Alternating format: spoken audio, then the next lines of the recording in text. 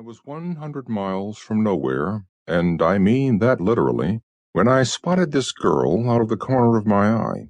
I'd been keeping an extra lookout because I still expected the other undead bugger left over from the murder party at Nowhere to be stalking me.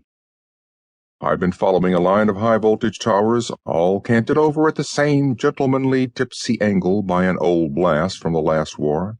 I judged the girl was going in the same general direction and was being edged over toward my course by a drift of dust that even at my distance showed dangerous metallic gleams and dark humps that might be dead men or cattle.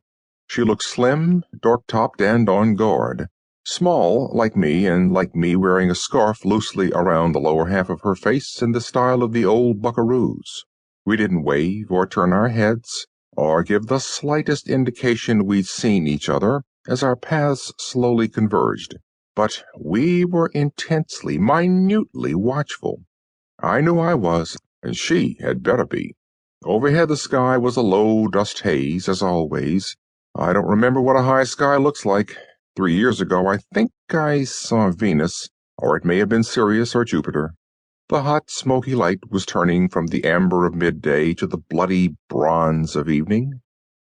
The line of towers I was following showed the faintest spread in the direction of their canting. They must have been only a few miles from blast center.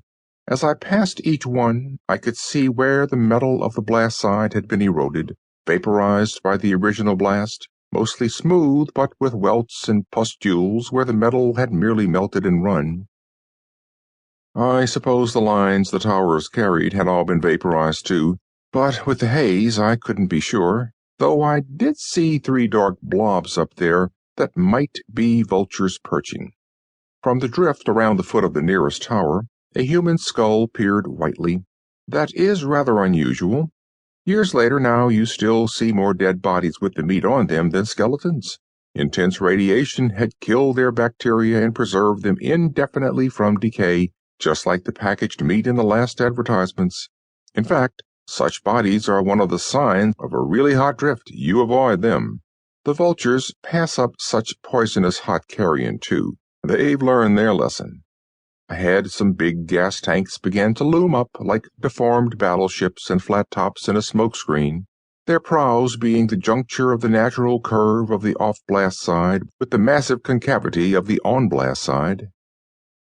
None of the 3 other buggers and me had had too clear an idea of where Nowhere had been, hence, in part, the name, but I knew in a general way that I was somewhere in the Deathlands between Porter County and Washita Parish, probably much nearer the former.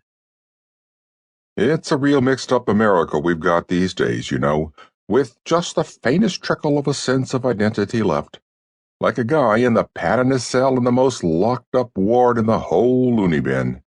If a time traveler from mid-20th century hopped forward to it, across the few intervening years, and looked at a map of it, if anybody has a map of it, he'd think that the map had run, that it had got some sort of disease that had swollen a few tiny parts beyond all bounds.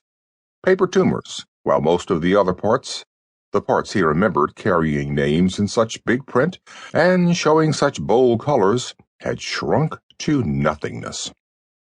To the east, he'd see Atlantic Highlands and Savannah Fortress. To the west, Walla Walla Territory, Pacific Palisades, and Los Alamos.